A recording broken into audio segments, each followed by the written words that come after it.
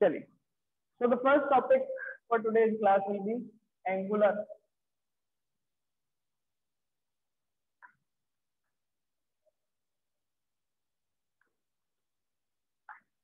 acceleration. Angular acceleration क्या होता है? एंगुलर एक्सेलरेशन, तो it is the rate of change of angular velocity. कैसे रिप्रेजेंट कर सकते हैं? This can be represented as the rate of change of angular velocity. भाई rate of change of angular velocity को ही अपन क्या बोलते हैं? एंगुलर एक्सेलरेशन बोलते हैं. एंगुलर वेलोसिटी का rate of change, that means we can say angular acceleration alpha is equal to the final angular velocity minus initial angular velocity divided by time. Final angular velocity minus initial angular velocity divided by time, and this will give the rate of change of rate of change of angular velocity. तो basically अपना जैसे formula बनता था linear velocity वाला, is equal to v minus u upon t, exactly same उसी तरीके से मेरे पास एंगुलर एक्सेलरेशन का फॉर्मूला बनता है omega final minus omega initial divided by time. तो एग्जैक्टली सेम हमारे पास फॉर्मूला है.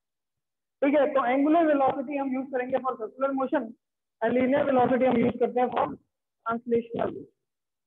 चलिए, अब इसके यूनिट क्या रहेगी? तो यूनिट के लिए अपन अगर बात करें तो देखिए एंगुलर वेलोसिटी होता है radian per second. Angular velocity is radian per second and divided by time. तो divided by time divided by second only. तो the SI unit for alpha क्या बन के आया मेरे पास? रेडियन पर सेकेंड स्क्वायर निकल के आया. तो the SI unit of alpha comes out to be radian per second square. Clear है? सिंपल सी बात, अल्फा अपन ने यहाँ से कैलकुलेट कर लिया. कोई अपन से पूछता है यहाँ पर डायमेंशन निकाल के बताइए, तो व्हाट आर द डायमेंशन, अपन उसकी बात करें. तो डायमेंशन ऑफ अल्फा या फिर dimension of angular acceleration will be equal to, देखिए रेडियन तो डायमेंशन लेस होता है, टाइम होता है T square, so this will be 1/t square, या फिर ऐसे लिखते हैं n power 0 l power 0 t power -2, and this is the particular dimension of angular acceleration. तो यहाँ से अपन ने एंगुलर एक्सेलरेशन भी कैलकुलेट कर लिया है, कोई भी इसमें दोहराए नहीं है, कोई भी इसमें दिक्कत नहीं है. चलिए, जिस तरीके से लीनियर वेलोसिटी चेंज होती थी, मान लो एक ऑब्जेक्ट है इनिशियली रेस्ट और एकदम से चलने लगता है तो स्पीड को अटेन कर लेता है 5 मीटर पर सेकेंड. तो जितने टाइम में इसने अपनी रेस्ट पोजीशन से स्पीड को अटेन किया, उस टाइम में जितना इसकी रेट चेंज हुई, स्पीड चेंज हुई, उसी को तो हम एक्सेलरेशन बोलते थे. यहाँ पर बस वही सारी बातें की जा रही है, but in the form of angular velocity करी जा रही है. So whenever we are talking about circular motion, we always talk about angular velocity, angular acceleration, and rate of change of angular velocity मुझे क्या देगा? एक्सेलरेशन की value देगा. तो ये मेरे पास क्लियर निकल के आता है. यहाँ कल अपन ने एक रिलेशन देखा था, that v is equal to omega are.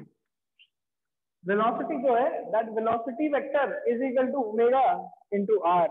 ठीक है, आर क्या है? Radius of the circular path, omega is the angular velocity, v is the linear velocity. कल हमने ये रिलेशन देखा था. आज अपन इसी से एक और नया रिलेशन देखते हैं, that linear acceleration is equal to angular acceleration multiplied by the radius. So linear acceleration will be equal to the angular acceleration multiplied by the radius of the quantity multiplied by the radius of the quantity, and इस तरीके से मेरे पास एक relation निकल के आता है for angular acceleration and linear acceleration. ये चीज आपको याद रखनी है. लीनियर एक्सेलरेशन निकालने के लिए मुझे एंगुलर एक्सेलरेशन जो भी एंगुलर एक्सेलरेशन प्रोवाइडेड है उसको मल्टीप्लाई कर देना है रेडियस ऑफ द सर्कल से, जो सर्कुलर पाथ है उसके रेडियस से मल्टीप्लाई कर देना है, एंड मेरे पास फाइनल आंसर निकल के आ जाएगा. फटाफट बताइए हैंड रेज करके, क्या एंगुलर एक्सेलरेशन क्लियर हुआ कि नहीं? यस और नो? 5/5.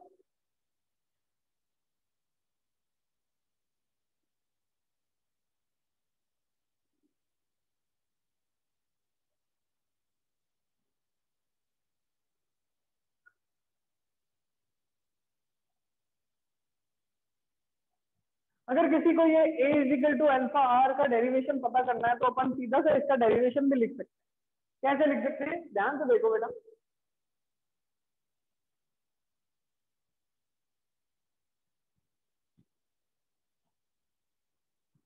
जो डेरिवेशन है उसको क्या लिखा जा सकता है, that alpha linear acceleration is the rate of change of linear velocity with respect to time, और we can say that dv by dt acceleration देता है। v की जगह पे अपन ओमेगा आर लिख सकते हैं, तो इसको ऐसे लिख सकते हैं d by dt of omega R is equal to a। r is the radius, और रेडियस क्या है, कांस्टेंट, तो कांस्टेंट को अपन ले लेंगे बाहर, तो बनेगा d omega by dt is equal to a। अगर d omega by dt change in angular velocity with respect to time, ये मुझे क्या देता है, अल्फा की वैल्यू देता है, तो alpha R is equal to a। ये पर्टिकुलर मेरे पास इसका डेरिवेशन निकल के आता है।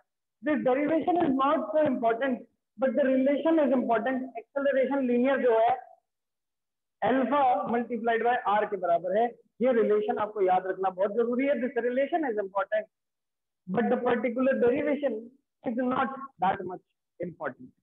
सिमिलरली अब अपन नेक्स्ट इसके अंदर चीज पढ़ना चाहते हैं बेटा, सर्कुलर मोशन में हमें दो टाइप के एक्सेलरेशन पढ़ने पड़ते हैं। एक तो पढ़ना पड़ता है एंगुलर एक्सेलरेशन, ठीक है, और इसकी हेल्प से जो लीनियर एक्सेलरेशन निकलता है ये टेंजेंशियल निकलता है, ठीक है, टेंजेंशियल एक्सेलरेशन निकलता है। लेकिन अगर मैं यहीं पे इसी सेम केस के अंदर मैं ये देखूं कि पार्टिकल को सर्कुलर मोशन में कौन मूव करवा रहा है, इस पर्टिकुलर पार्टिकल को सर्कुलर मोशन में कौन मूव करवा रहा है, उसकी अगर बात करूं तो यहाँ पर एक और एक्सेलरेशन लगता है, and that acceleration is known as centripetal acceleration. अब बेटा देख लो ध्यान से, कॉन्सेप्चुअल बात है, कॉन्सेप्ट समझ लेना अभी के अभी, क्योंकि ये चीज में सबसे ज्यादा कंफ्यूजन होती है बच्चों को कि सर एंगुलर एक्सेलरेशन क्या है और सेंट्रीपिटल एक्सेलरेशन क्या है। ध्यान से देखना, समझने की कोशिश करना, व्हाट इज हैपनिंग, दोनों में अभी से समझ जाओ, वरना क्या होगा एंड तक आप एक ही चीज सोचते रह जाओगे कि यार इसमें फर्क क्या होता है, दोनों सेम सही तो है, ठीक है, लेकिन सेम नहीं है। ध्यान से देखिए कैसे, this is the circular path, this is the circular path, बहुत इंपॉर्टेंट है, ध्यान से देखिए। इस सर्कुलर पाथ का ये है रेडियस, ये सर्कुलर पाथ पे जो वेलोसिटी है लीनियर वो ये है। पार्टिकल पहले यहाँ था, कुछ देर बाद रोटेट होके यहाँ आ गया होगा, तो ये लोग कुछ देर बाद ये रोटेट होके यहाँ, कुछ देर बाद रोटेट होके उधर पहुंच गए। कितने वेलोसिटी से रोटेट कर रहा है, तो अपन मान लेते हैं कि ओमेगा एंगुलर वेलोसिटी से रोटेट कर रहा है, कांस्टेंट ओमेगा एंगुलर वेलोसिटी से रोटेट कर रहा है। आइए देखिए, हम यहाँ पर लिखते हैं केस 1 रोटेटिंग विद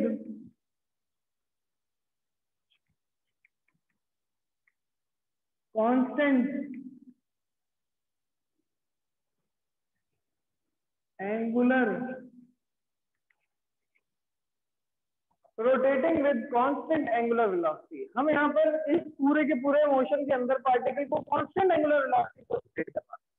ध्यान से देखिए, कांस्टेंट एंगुलर वेलोसिटी से रोटेट करवा रहे हैं, दैट मींस एंगुलर एक्सेलरेशन क्या होगा, जीरो होगा। क्यों जीरो होगा, क्योंकि कांस्टेंट एंगुलर वेलोसिटी है, ये सेम एंगुलर वेलोसिटी से रोटेट करता रहता है, करता रहता है, करता रहता है, इसकी एंगुलर वेलोसिटी में कोई भी चेंज नहीं आता। अब इसकी एंगुलर वेलोसिटी में कोई भी चेंज नहीं आएगा तो डी ओमेगा बाय dt की वैल्यू क्या हो जाएगी, जीरो, और इस पर्टिकुलर केस में एंगुलर एक्सेलरेशन जो है वो जीरो होता है। लेकिन फिर भी यहाँ पर पार्टिकल अपनी डायरेक्शन को बदलता जा रहा है, फिर भी यहाँ पर पार्टिकल अपनी डायरेक्शन को बदलता जा रहा है। पहले इसकी डायरेक्शन थी इस तरफ, बाद में इसकी डायरेक्शन हो गई इधर, कुछ देर बाद इसकी डायरेक्शन हो जाएगी इधर, फिर इसकी डायरेक्शन ऐसे, फिर इसकी डायरेक्शन ऐसे। That means at each and every point the direction is changing. At each and every point the direction is changing. Her point पे डायरेक्शन अलग अलग होने का मतलब क्या है, हर पॉइंट पे डायरेक्शन अलग अलग होने का मतलब ये है कि इससे कोई ना कोई एक्सेलरेशन लग रहा है।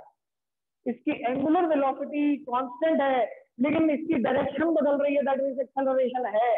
और वो एक्सेलरेशन कौन सा है, आइए उसकी बात करते हैं। That acceleration is centripetal acceleration. Now ये सेंट्रीपिटल का मतलब क्या होता है, सेंट्री का मतलब होता है सेंटर, क्या मतलब होता है? सेंटर। और पिटल का मतलब होता है सीकिंग। ऐसा एक्सेलरेशन जिसकी डायरेक्शन कहाँ हो? Toward centre, centre seeking. इसका मतलब किसी भी पॉइंट पे सेंट्रीपिटल एक्सेलरेशन हमेशा और हमेशा कहाँ लगेगा? Towards the centre, towards the centre, towards the centre. This type of acceleration is known as centripetal acceleration. अब ध्यान से देखना बेटा, समझने की कोशिश करना। इसमें एंगुलर वेलोसिटी कांस्टेंट, अगर एंगुलर वेलोसिटी कांस्टेंट है तो एंगुलर एक्सेलरेशन जीरो होगा। लेकिन क्या उस टाइम पे सेंट्रीपिटल एक्सेलरेशन जीरो होगा क्या? मैं बोलूंगा नहीं। क्यों? क्योंकि centripetal acceleration towards the centre लगता है, और जो एक्सेलरेशन इस पार्टिकल को गोल गोल या फिर हमेशा हर पॉइंट पे डायरेक्शन इसकी चेंज करवाने में रिस्पॉन्सिबल होता है। So centripetal acceleration is responsible for the change in direction of the particle rotating in circular motion, but angular acceleration is responsible for the change in angular velocity. इसका मतलब अगर constant velocity से particle चल रहा है तो उस पर सिर्फ सेंट्रीपिटल एक्सेलरेशन है, लेकिन अगर एंगुलर वेलोसिटी भी चेंज होने लग जाए तो सेंट्रीपिटल एक्सेलरेशन भी एक्ट करेगा और एंगुलर एक्सेलरेशन भी एक्ट करेगा, दोनों एक्ट करेंगे। बेटा फटाफट बताइए, क्या ये दोनों चीज क्लियर हुई कि नहीं? ये सब लोग बात चल रही। बहुत इंपॉर्टेंट है ये कॉन्सेप्ट, बहुत ज्यादा इंपॉर्टेंट है, बच्चे समझ नहीं पाते एंड तक। 12th क्लास के एंड तक बच्चों को इस चीज में दिक्कत आती है कि सर दोनों चीजें सेम तो है, ये सेम नहीं है। ये चीज एंगुलर एक्सेलरेशन चेंज करता है एंगुलर वेलोसिटी को, सेंट्रीपिटल एक्सेलरेशन लगता है टुवर्ड्स द सेंटर, और ये एक्सेलरेशन बेसिकली डायरेक्शन को बदलने में रिस्पॉन्सिबल है और कुछ नहीं करता। क्या करता है? सिर्फ डायरेक्शन को बदलता है। आई होप यहां तक अपन को सबको समझ में आया। तो अभी अपन ने जो केस देखा उस केस के अंदर रोटेट कर रहा पार्टिकल, बट सिर्फ एक कांस्टेंट एंगुलर वेलोसिटी से रोटेट कर रहा है। अब अपन इसी का केस नंबर 2 देखेंगे, जिसमें एंगुलर वेलोसिटी को भी अपन चेंज कर देंगे और वैल्यू निकालने की कोशिश करेंगे that what is the particular value of the acceleration और the net acceleration acting in both the case. Now let us see what is happening.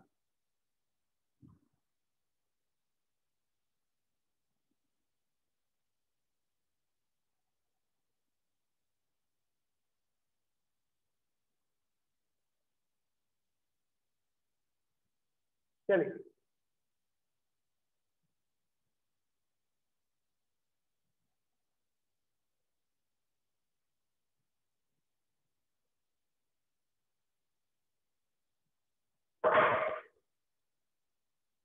तो केस नंबर 1,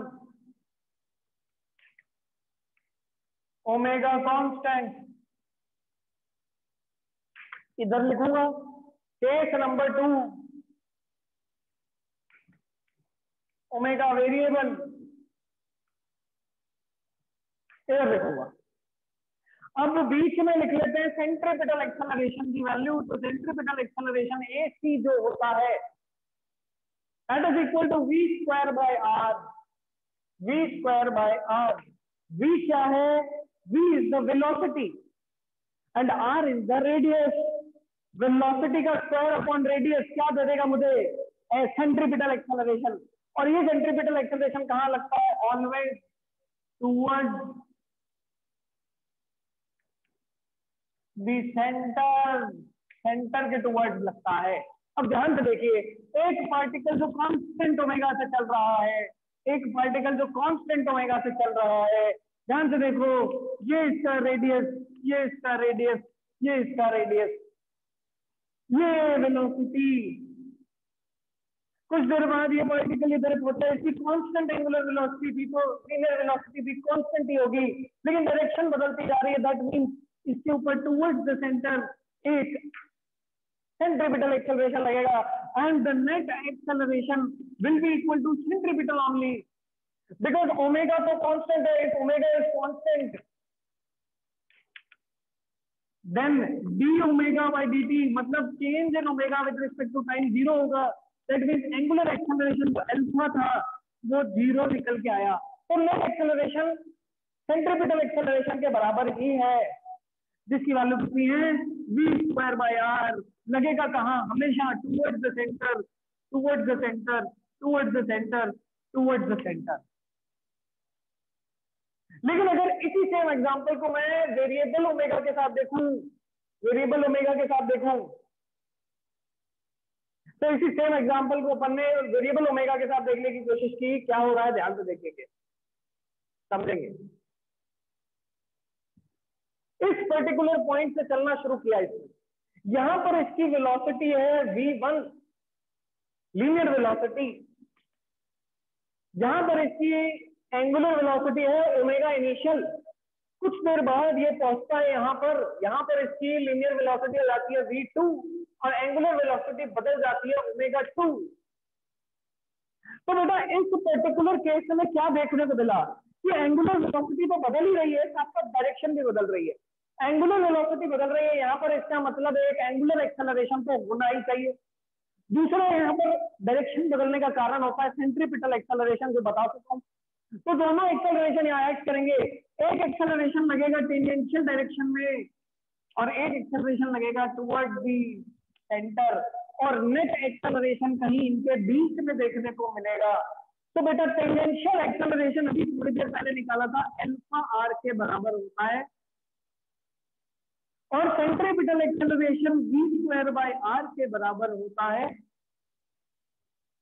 ठीक है, so we can say that in this particular case net acceleration जो होगा वो resultant होगा इन दोनों vectors का। तो रिजल्टेंट निकालेंगे, देखो at² प्लस ac²।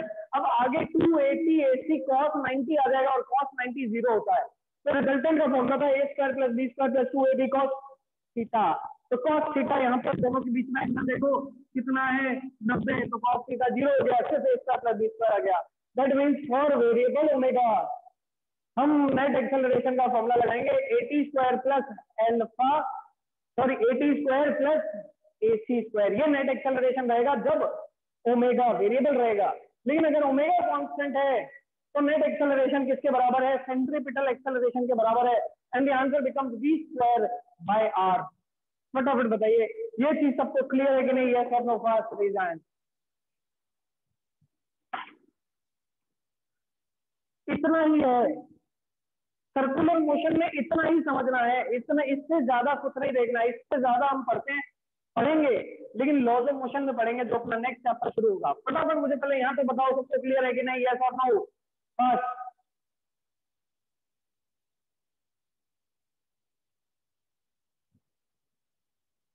बस बेटा फटाफट। अपनी क्लास जो है फिजिक्स 1 की, मैकेनिक्स की क्लास जो लगेगी that will be only at 11:30 only. ठीक है, 12:20 पे नहीं लगेगी, अब 11:30 पे ही आपकी क्लास मैकेनिक्स की लगेगी।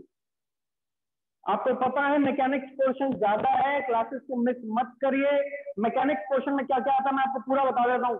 पार्ट फर्स्ट, आपकी जो फिजिक्स पार्ट फर्स्ट है उसके अंदर 8 चैप्टर हैं ग्रेविटेशन तक, and the chapter number 9 and chapter number 12 of your physics 2 वो भी मैकेनिक्स पोर्शन में ही आता है, जो कि यहीं पे होगा।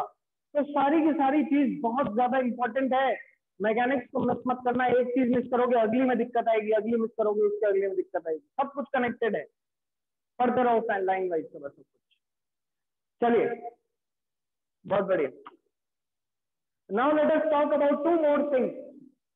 Now let us talk about two more things and the chapter will be over. 2 dimension chapter आज कंप्लीट करेंगे अपन पूरा। सबसे पहले अपन देखते हैं दो नई चीजें, पहला है टाइम पीरियड, दूसरा है फ्रीक्वेंसी। लेकिन उससे भी पहले अपन एक छोटा सा डिस्कशन करते हैं। वो छोटा सा डिस्कशन ये है कि अगर एक पार्टिकल सर्कुलर मोशन में है, ठीक है, सर्कुलर मोशन, ठीक है, वो भी कैसा circular motion? Uniform circular motion. तो मैंने यहाँ लिख दिया यूनिफॉर्म सर्कुलर मोशन में अगर कोई पार्टिकल है, किसमें? यूनिफॉर्म सर्कुलर मोशन में, तो ये मोशन पहली बात एक्सेलरेटेड होगा, दूसरी बात नॉट यूनिफॉर्म होगा, तीसरी बात नॉन यूनिफॉर्मली एक्सेलरेटेड है,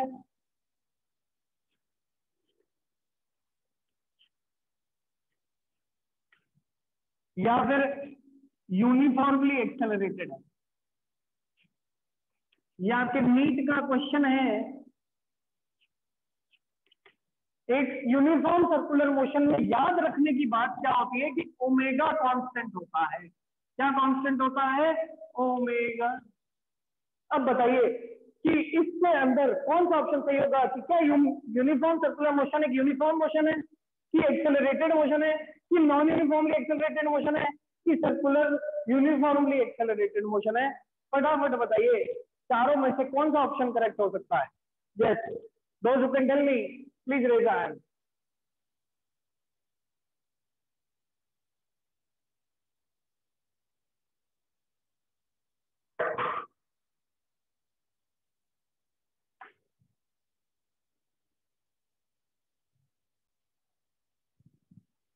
चलिए, तो अपन ने बेसिकली सर्कुलर मोशन में पॉसिबिलिटी जो जो भी क्वेश्चन आ सकते थे, जो जो चीजें पढ़ सकती थी, बन गई, देख लिया अपन। अब अपन देखते हैं आगे फ्रीक्वेंसी और टाइम पीरियड की बात करते हैं। Let us talk about two new things, frequency and time period, और दो फॉर्मूले और बनाएंगे और सर्कुलर मोशन को खत्म कर देंगे। तो सबसे पहला आता है टाइम पीरियड। टाइम पीरियड क्या होता है बेटा? टाइम पीरियड होता है वो टाइम जितने में पार्टिकल एक चक्कर कंप्लीट कर ले। पार्टिकल अपनी जगह से चलना शुरू हुआ और वापस घूम के वहीं पहुंच गया। जितने टाइम में एक पूरा चक्कर या एक रेवोल्यूशन कंप्लीट कर लेता है पार्टिकल सर्कुलर मोशन का, उसको अपन बोलते हैं टाइम पीरियड। जैसे कि अगर मैं अर्थ की बात करूं तो अर्थ सन के अराउंड एक कंप्लीट चक्कर लगाता है 365 दिन के अंदर। इसका मतलब that the time period of Earth's revolution is 365 days. ठीक है, तो टाइम पीरियड क्या हुआ? Time taken to complete one revolution, time taken to complete one revolution. Similarly frequency की बात करते हैं तो फ्रीक्वेंसी क्या होता है? टोटल नंबर ऑफ रेवोल्यूशन एक यूनिट टाइम में। मान लो कि एक बहुत तेज चलने वाला आदमी है और वो एक सर्कुलर पाथ पे एक सेकंड में 20 बार रेवोल्यूशन ले लेता है। एक सेकंड में 20 बार। जब वो 20 बार एक सेकंड में राउंड ले लेता है, दैट मीन उसकी फ्रीक्वेंसी क्या हुई? उसकी फ्रीक्वेंसी हुई 20 हर्ट्ज। तो फ्रीक्वेंसी मुझे ये बताता है how many number of revolutions are being taken in a unit time. So we can say that number of revolution, ठीक है, और रिपीटेशन इन ए यूनिट, एक यूनिट टाइम में नंबर ऑफ रिपीटेशन या रेवोल्यूशन को ही अपन क्या बोलते हैं? फ्रीक्वेंसी बोलते हैं। ठीक है, और यहाँ पर टाइम पीरियड अपन ने निकाल ही लिया। टाइम पीरियड को डिनोट करते हैं कैपिटल टी से और फ्रीक्वेंसी को डिनोट करते हैं न्यू से। टाइम पीरियड क्या है? टाइम है, तो बेसिकली इसको सेकंड्स में नापेंगे। फ्रीक्वेंसी क्या है? नंबर। तो नंबर का तो कोई भी यूनिट नहीं होता है, तो ये इसको मैं लिख सकता हूँ हर्ट्ज। ठीक है, नंबर का वैसे कोई यूनिट नहीं होता है, लेकिन फिर भी मैं इसका एक यूनिट बनाता हूँ hertz, and that hertz unit is second inverse. कैसे आया अभी थोड़ी देर में देखेंगे, लेकिन आपको ये याद रखना है दैट फ्रीक्वेंसी को मेजर किया जाता है हर्ट्ज के अंदर, and hertz is second inverse. Time period का उल्टा। कैसे? देखो, मान लो कि एक पर्टिकुलर वन रेवोल्यूशन, ऐसे करो, देखो, एक सेकंड के अंदर न्यू रेवोल्यूशन होते हैं। ठीक है, या फिर इसको ऐसे लिख सकते हैं न्यू रेवोल्यूशन तो कंप्लीट होने में एक सेकंड लगता है, 1 सेकंड। तो एक रेवोल्यूशन को कंप्लीट होने में कितना लगेगा? इसको अपन लिख सकते हैं 1/न्यू। सही है, और एक रेवोल्यूशन को कंप्लीट होने में जितना टाइम लगता है उसको तो अपन टाइम पीरियड बोलते हैं। तो time period is equal to 1/न्यू आ गया। इसका मतलब फ्रीक्वेंसी और टाइम पीरियड में रिलेशन क्या होता है?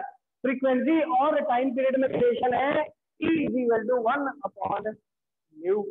T is equal to 1/न्यू is the relation between frequency and time period. तो टाइम पीरियड और फ्रीक्वेंसी में क्या रिलेशन होता है वो यहाँ से अपन देख चुके हैं। फटाफट बताइए ये चीज क्लियर है कि नहीं? एक छोटा सा रिलेशन आप देखेंगे और फिर क्लास करते हैं खत्म। फटाफट बताओ जैसा no.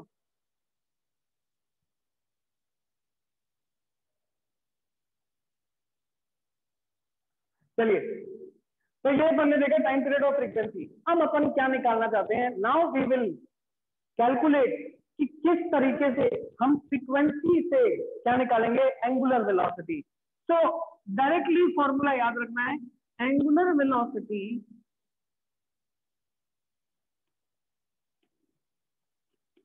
Omega is equal to 2 pi nu. Directly याद रखना है, angular velocity omega is equal to 2 pi nu. अब कैसे आया ये फॉर्मूला, इसको समझने के लिए बस एक चीज ध्यान रखो। क्या है वो चीज? सिंपल सी बात है भाई, एक कंप्लीट रेवोल्यूशन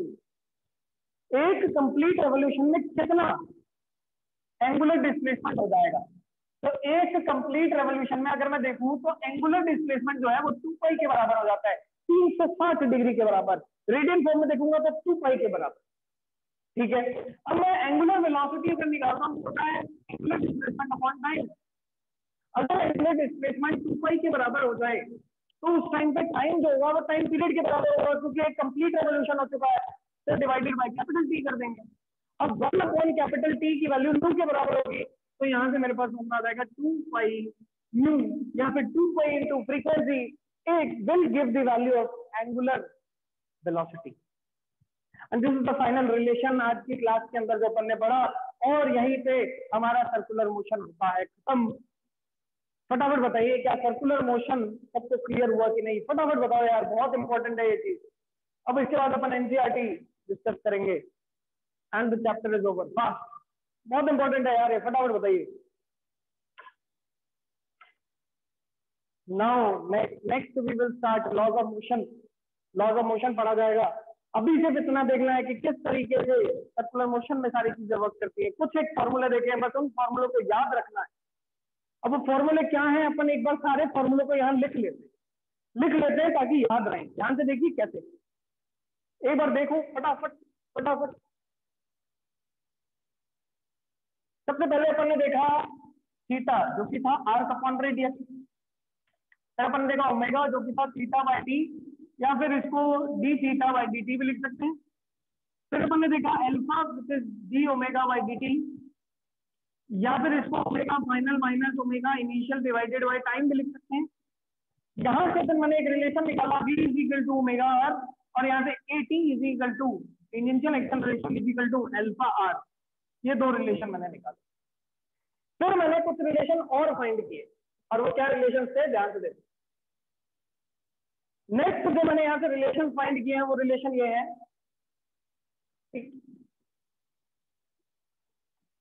एक्सेलरेशन टेंजेंशियल निकाल लिया अल्फा आर के बराबर। सेंट्रीपिटल एक्सेलरेशन किसके बराबर? v स्क्वायर बाय आर के बराबर। यूनिफॉर्म वेलोसिटी होगी तो नेट एक्सेलरेशन सेंट्रीपिटल के बराबर ही रहेगा। नॉन यूनिफॉर्म एंगुलर वेलोसिटी होगी तो net acceleration under root AC square plus AT square के बराबर रहेगा। ये कब? Non uniform velocity.